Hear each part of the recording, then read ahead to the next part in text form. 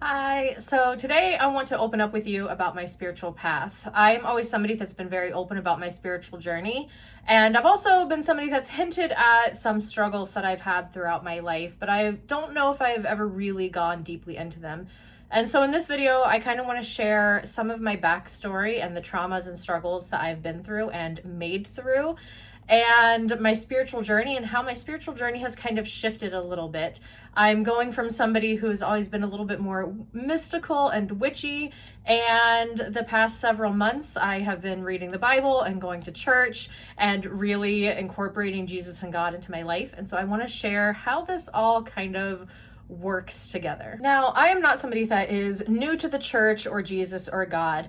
I just kind of strayed from that for a while. So in my early years, I spent a lot of time with both my maternal and paternal grandmothers. One of them was Catholic, one of them is Lutheran, and I spent a lot of time at church with both of them. I even went to vacation Bible school as a child. So I am no stranger to God and to Jesus. When I was little, I actually used to pray. I remember praying every night, saying my prayers. But just as I got older, I stopped spending less time with my grandparents, as you do when you're a teenager. And I kind of really just veered away from the church because, let's face it, there are a lot of negative things that can be surrounded with religion and the church in particular. And I've also been somebody that I just don't want somebody telling me what to do. So I kind of rebelled a little bit against the church.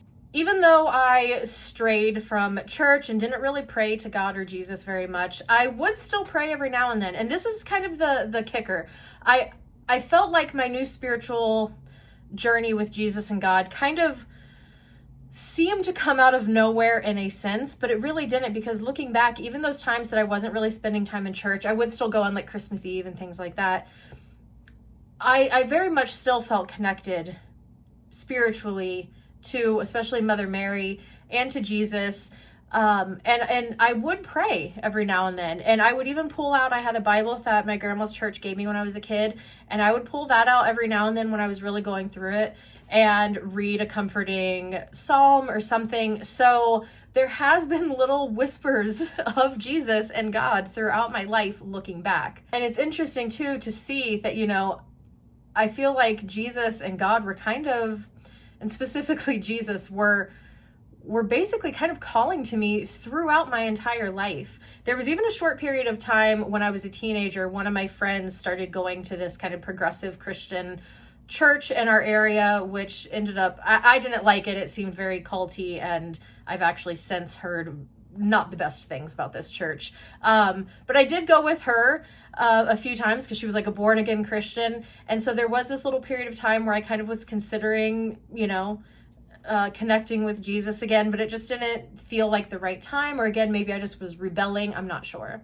Even though I wasn't really a churchgoer and Jesus and God weren't focuses in my life, I've definitely always been a spiritually in tuned and inclined person. I have always felt very connected to nature, and still to this day, that's where I feel the most connected to God, is when I'm in nature. I lived in Florida for a short period of time, which was actually a very miserable time in my life. And I felt so connected to God sitting on the beach at night, listening to the waves, watching the ocean, looking at the moon. That's still some of the most sacred time that I've ever spent with God. And it was not in a church. Throughout my life, I have definitely gravitated towards the more mystical and witchy, if you will, practices, meditation, crystals, tarot cards, and all of that still has a place in my life. And all of that definitely served a purpose in my life and in my path. I considered myself pagan for many years. And honestly, I don't like labels. I'm not going to call myself a Christian. I'm not going to call myself a pagan. I'm spiritual. And I still don't think that those things are wrong. I read the Bible, I go to church, I take communion, I pray to God, I talk to Jesus, and I read tarot cards. And I pray and meditate holding a crystal. I don't think that any of this is wrong or evil. I don't need Christians coming into my comments either and telling me that I am wrong, because I have spoken with God myself, and God tells me my heart is in the right place. Everything I do is God-centered. It's from a place of love and caring and compassion. I've also spoken to the priests at my church. They're cool with it, so I don't need your judgment. And also, if you are a Christian and you're wanting to like be a keyboard warrior real quick, maybe take a step back and kind of show that mercy and compassion and non-judgment that Jesus talks a lot about. Anyhow, moving on, all of these practices, energy work, the tarot, the meditation, the shadow work, all of this really kind of helped to transform me. I incorporated a lot of those elements while I was going through therapy, and it all really helped me. And I believe to this day also gives me now kind of an even broader picture and connection to Jesus and to the stories in the Bible. I mentioned earlier that looking back, I can see that Jesus and God were always there throughout my life. And it wasn't necessarily one major aha moment or one major thing that I can think of to be like, yes, see, this is what happened and this is how I know that Jesus was there. This is how I know that God was there. It's more just this sense of love and belonging and purpose that I always had within me, even through my darkest times and times where, quite frankly, I didn't like myself at all. Times where I felt completely dark and lost and didn't know where to go. I always had this little burning ember of love and purpose and hope within me that I now know was God, was Jesus. I have not had the easiest life.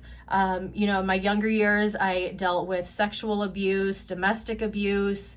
I had very unhealthy relationships from high school and after high school, literally dated a narcissistic sociopath, became addicted to drugs, was an alcoholic, worked in adult bars, if you will. It's, a lot of darkness, despair, self-loathing, not good choices. But there was, like I said, always this little voice, this little fire within me that, again, I know now was Jesus, was God. Thankfully, utilizing all of the tools that I had, utilizing my different spiritual studies, I was able to help get myself out of all of the addiction, the alcoholism, the major depression, all of the darkness, and I'm now on the other side of that. I've been on the other side of that for at least 10 years now, if not longer, and I am forever thankful for that. But I feel like now, and I've always kind of felt this, even in my darkest times, there's actually a journal entry I have where I'm talking about I must be going through all of this for something. There must be some sort of reason that I'm dealing with this. And I believe now that I went through everything I did, including all of my different spiritual connections and now my rekindling with Jesus and with God, it was for a purpose. And I really think that stories heal. Sharing your story heals others, inspires others. And that's one reason why I've always shared my spiritual knowledge and what have you, is because I think it's important to share that. And I think my big purpose is to really share the darkness and despair that I was in and how I've made it through, and to also share where I'm at now. So this video that you're watching is the first of many to come, hopefully, of kind of sharing more of my personal story, my struggles, and the triumphs, and exactly how I did that. I also want to share more about what I'm learning about Jesus and the Bible, because I'm really studying it. I'm really studying the Bible. I'm like looking up, what does the original Hebrew word for this mean? What was going on in the area that this verse was written. I'm really trying to kind of understand all of this, as well as just trusting my connection to Jesus and my connection to God, because it is a very personal thing. But I would like to share that. I think it's cool too when I'm reading the Bible and I find like astrological correspondences to things, or even correlations of stories in the Bible to like Greek myths.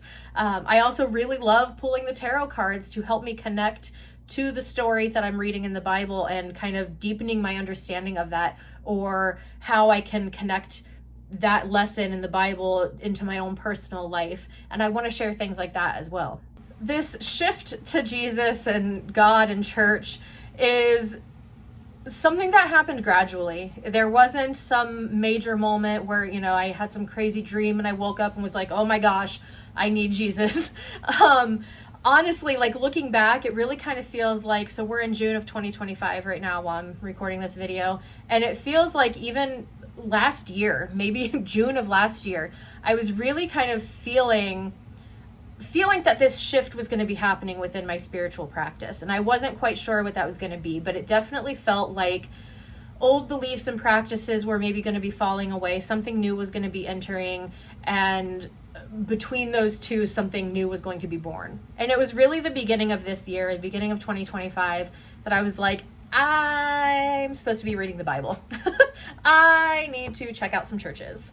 And I found a local church. It's an Episcopal church. I'd never been to an Episcopal church, but I watched several of their church services on YouTube. They stream them every Sunday on YouTube. And I was like, okay, I really like these people. Like I'm loving what I'm hearing. So then I started going in person, and it's been interesting because I'm somebody that has always been very solitary, very lone wolf, especially in my spiritual practice as well. So the idea not only of reading the Bible and having Jesus as like the center of my spiritual practice at this point, is this new journey of like community. And I seem kind of extroverted on the outside, but I'm actually very awkward inside, and I am very hesitant to approach people and strike up conversations. So this has been a new journey for me. When you attend a church, it's kind of like there's a community already built in, and you can't quite go to a church without at least connecting with the community a little bit. But I've been enjoying it so far. All of this is very, very new to me, and so I'm taking it all kind of one step at a time, but I'm really enjoying it so far. And just with my intuition, it feels right. It feels different, but it feels right.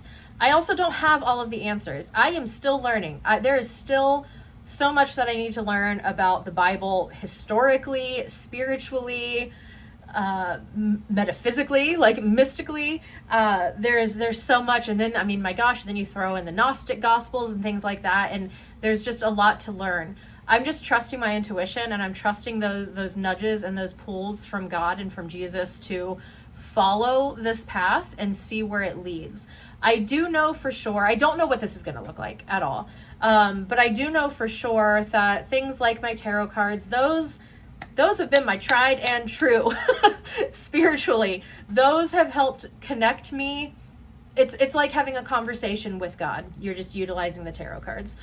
So I do not see my tarot cards going anywhere anytime soon. I love my crystals.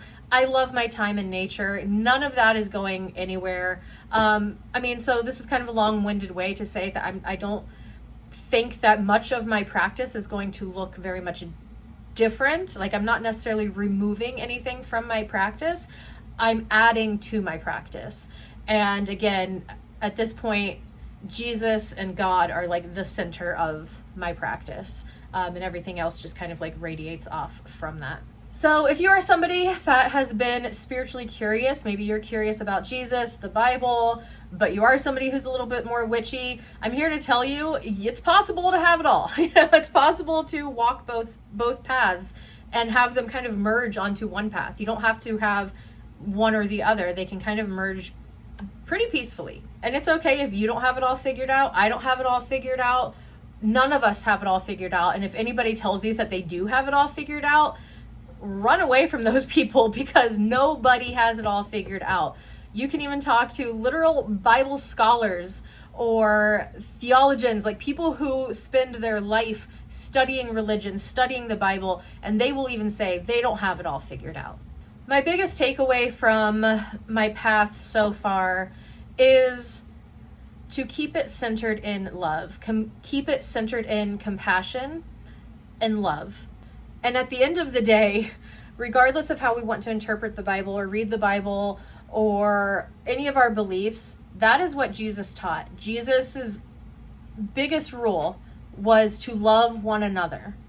And so I guess that is where I will leave you. I am open to comments that are constructive, conversational. I'm all about that, but if you're coming onto the video just to judge or try to preach your particular views, I'm not about that, and I'll either just delete comments or just not even respond to you. But again, I'm open to conversation. And yeah, so all right, peace and love. Bye.